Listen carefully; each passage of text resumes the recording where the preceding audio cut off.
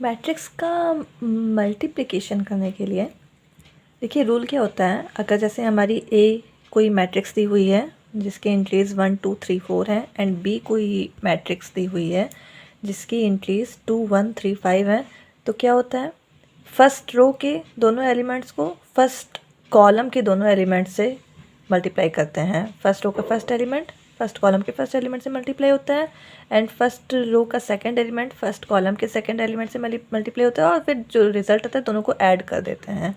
मतलब कि इसको हम ऐसे लिख सकते हैं A11 into B11 plus A12 into B21। Okay, इसी तरह से फर्स्ट रो को हम सेकंड कॉलम से मल्टीप्लाई करते हैं और दोनों इस 1 इंटू 1 प्लस 2 इंटू 5, 3 फिर सेकेंड रो को फर्स्ट कॉलम से 3 into 2 plus 4 into 3, 3 into 1 plus 4 into 5। तो यहाँ पे रिजल्ट क्या आ जाएगा, 2 इंटू 1, ये 2 इंटू 1 का 2 हो जाएगा, 2 3 जा 6, तो 2 और 6 ऐड होके 8 हो जाएगा, 1 1 जा 1 1 एंड 2 5 जा 10, 1 और 10 ऐड होके 11 हो जाएगा, 2 3 2 जा 6 एंड 4 3 जा 12, दोनों ऐड होके यहाँ पे 18 हो जाएंगे एंड 3 1 जा 3, 4 5 जा 20, दोनों को जब हम ऐड करेंगे तो यहाँ पे 23 हो जाएगा।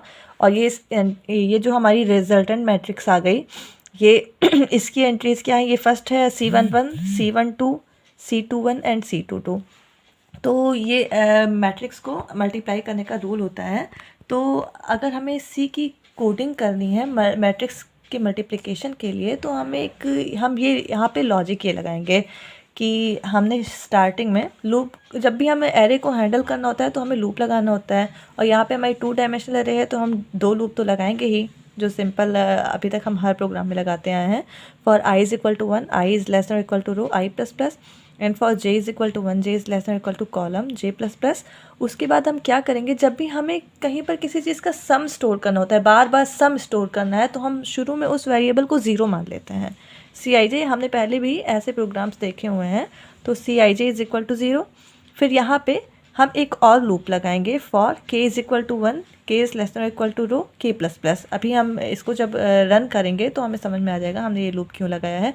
उसके बाद हम एक ये लॉजिक लिखेंगे, Cij is equal to Cij plus Ajk plus Bki। Okay, sorry Aik है ये, Aik इंटू Bki, प्लस नहीं है इंटू है, वो स्टार लगा हुआ है। तो अब देखिए इसको रन कराने पे देखिए क्या होगा। शुरू में यहाँ पे i इज़ इक्वल टू 1 है, i इज़ इक्वल टू 1 हम यहाँ पे लिख देते हैं, i इज़ इक्वल टू 1 है, हमारा j इज़ इक्वल टू भी 1 ही है। एंड यहाँ पे जब हम आएंगे तो हमने i और j 1 है, तो ये क्या हो जाएगा, ये C11 हो जाएगा। तो C11 इज़ इक्वल टू हमने 0 पहले कर दिया है, दिस इज़ 0। उसके बाद हमने यहाँ पे एक वेरिएबल k लिया है, उसकी वैल्यू भी हमने 1 कर दी है and k is equal to 1 हो गया हमारा। ठीक है, अब यहाँ पे देखिए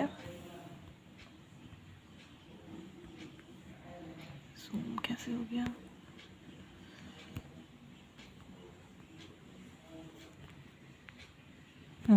अब यहाँ पे देखिए, तो हमारा इसके अकॉर्डिंग क्या हो जाएगा, C11 i और j की वैल्यू 1 है, तो C11 is equal to C11 plus यहाँ पे सबकी वैल्यूज़ 1 है, तो A11 इंटू B11। तो हमने यहाँ पे वही लिखा है, C11 is equal to C11 plus A11 into B11। अब यहाँ देखिए C11 को हमने शुरू में 0 कर रखा है, तो दिस इज़ 0 एंड A11 की वैल्यू क्या है, A11 is 1 and B11 is 2। तो यहाँ पे A11 की जगह पे हमने 1 पुट कर दिया, B11 की जगह पे 2 पुट कर दिया, तो इसका रिज़ल्ट अभी तो 2 आ गया। अब इसके बाद देखिए, जब एक बार हमने ये स्टेप कर लिया तो हमारी इस लूप के रूल के अकॉर्डिंग k, जो ये हमारा वेरिएबल k है, इसमें 1 का इंक्रीमेंट हो जाएगा और हम लूप के स्टार्टिंग में पहुंच जाएंगे। और हमारी जो कंडीशन है वो अभी भी ट्रू है, क्योंकि हमारी रो क्या है, नंबर ऑफ़ रोज़ 2 है, तो k नंबर ऑफ़ रोज़ 2 मैंने लिए हैं ना, तो k इज़ इक्वल टू 2 है, तो k इज़ लेस देन और इक्वल टू 2 की कंडीशन सही होगी और हम लूप में फिर से एंटर कर लेंगे। तो लूप में एंटर करने के बाद अब देखिए हमारा क्या हो जाएगा, ये तो i j तो 1 1 ही है, तो C11 is equal to this is C11 plus i की वैल्यू 1 है एंड k अब 2 हो चुका है, तो C11 plus A12 into B21 हो जाएगा।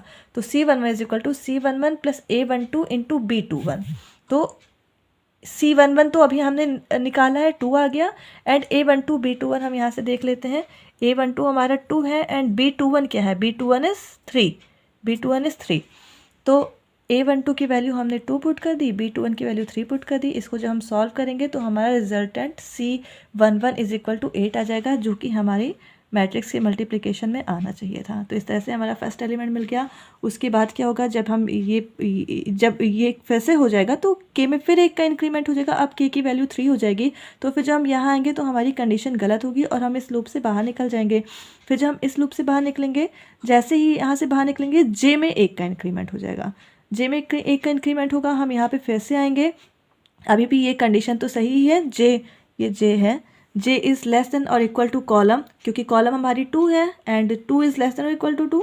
तो हम फिर से इस लूप के अंदर एंटर करेंगे। अब ये क्या हो जाएगा, यहाँ से हमारा हो जाएगा CIJ, मीन्स आई तो 1 ही है एंड J 2 हो चुका है, तो C12। यहाँ से हमारा C12 ये एलिमेंट हमने ज़ीरो कर दिया। इस एलिमेंट को ज़ीरो करने के बाद हम इस लूप के अंदर एंटर करेंगे। अब के की वैल्यू फिर से हमारी 1 हो चुकी है, के 1 हो जाएगा और हमारी कंडीशन सही है। रो हमारी 2 है, 1 is less than equal to 2। हम इसके अंदर जाएंगे।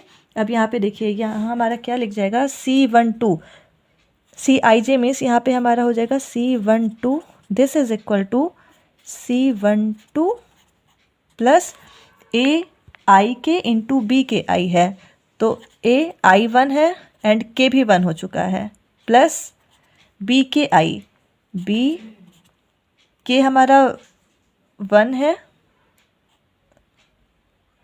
B के J होना चाहिए था, यहाँ मैंने ये गलती कर दी है, J B, हाँ के हमारा 1 है एंड J हमारा क्या है, 2 है। वहाँ पे तो सब सही था ना, वहाँ सबकी वैल्यू 1 ही थी, इसलिए वो पकड़ में नहीं आई गलती। तो ये C11 इज इक्वल टू यहाँ पर 0 प्लस एंड A11 की वैल्यू क्या है, A11 is 2 and B12 is B12 means ये this is 1, 1 into 1, 1 into 1 and this is क्या हो जाएगा, दिस इज़ 1। अब फिर से देखिए, अब जब ये स्टेप हमने कर लिया उसके बाद फिर के में एक का इंक्रीमेंट हो जाएगा, कंडीशन सही है। फिर हम अंदर आएंगे तो हम यहाँ पे क्या लिखेंगे, C12 this is equal to C12 plus, अब हमारा क्या है, दिस इज इंटू का सिंबल है, ये हमारा क्या है, AI के इंटू B के J। तो I1 है एंड के हमारा 2 है, A12 इंटू B22, के जे है ना, के और जे दोनों की वैल्यू 2 है। तो C12 अभी हमने फाइंड किया, यहाँ से 1 हो गया, प्लस A12 एंड B22 की वैल्यू देखिए, A12 1 है एंड B22 हमारा, B22 मीन्स ये 5 है, प्लस 1, नहीं A12 तो 2 था, प्लस 2 इंटू 5। तो इसको सॉल्व करने पर 5 2 जा 10 प्लस 1 दिस इज़ 11। तो देखिए हमारा सेकंड एलिमेंट 11 आ गया और मल्टीप्लिकेशन करने पे 11 ही आना चाहिए। इसी तरह से सारे एलिमेंट जब मल्टीप्लाई हो जाएंगे तो हमें हमारी प्रोडक्ट मैट्रिक्स फाइंड हो जाएगी। अब हम इसकी कोडिंग करते हैं। तो इसके लिए हमने स्टार्टिंग में 2 डायमेंशनल की 3 एरे ABC ले ली हैं, IJ के 3 वेरिएबल्स हमने ले लिए हैं लूप चलाने के लिए, and row and column, number of row and number of column enter कराने के लिए। तो सबसे पहला हमारा स्टेप रहेगा कि हम नंबर ऑफ रोज इंटर कराएंगे और कॉलम इज इक्वल टू रो कर देंगे, क्योंकि हमारी स्क्वायर मैट्रिक्स है। उसके बाद हम पहली मैट्रिक्स की इंट्रीज करा लेंगे एंड 2 लूप लगाकर, जैसा कि हमने मैट्रिक्स को इनपुट कराना और प्रिंट कराना देखा हुआ है। तो पहली मैट्रिक्स को इनपुट कराने के बाद हम सेकंड मैट्रिक्स को इनपुट करा लेंगे, उसके बाद हम अपनी फर्स्ट मैट्रिक्स को प्रिंट करा लेंगे और फिर उसके बाद सेकंड मैट्रिक्स को प्रिंट करा लेंगे। एंड इसके बाद अभी जो हमने लॉजिक देखा था हम वो कर देंगे। यहाँ पर एक लाइन एक्स्ट्रा शायद लिख गई है, फर्स्ट मैट्रिक्स, इसको हटा देते हैं। तो यहाँ पर हम लॉजिक अपना लगाने के लिए पहले यहाँ पे हम 2 लूप लगाएंगे, फिर CIJ इज इक्वल टू 0 कर देंगे, फिर एक loop for k is equal to 1, k is less than और equal to row, k plus plus करके जो हमारा मेन लॉजिक था CIJ is equal to CIJ plus AIK into BKJ, इतना कर देंगे। उसके बाद जो हमारी फाइनल प्रोडक्ट मैट्रिक्स CIJ मिल गई है हमें, हम उसको प्रिंट करा लेंगे। सेम वही प्रोसेस है प्रिंट कराने का, बस AIJ की जगह पे CIJ लिख देना है। उसके बाद अब हम इसका आउटपुट देखते हैं। कोई एरर नहीं है हमारे प्रोग्राम में। तो हम साइज़ ऑफ मैट्रिक्स 2 डाल देते हैं, तो हमारी रो एंड कॉलम दोनों ही 2 2 हो गई। एंट्रीज हम फर्स्ट मैट्रिक्स की 1 2 3 4 रखते हैं एंड सेकेंड मैट्रिक्स की एंट्रीज 2 1 3 एंड 5 रख देते हैं। अब इसको एंटर करने पर ये हमारी प्रोडक्ट मैट्रिक्स आ चुकी है। ओके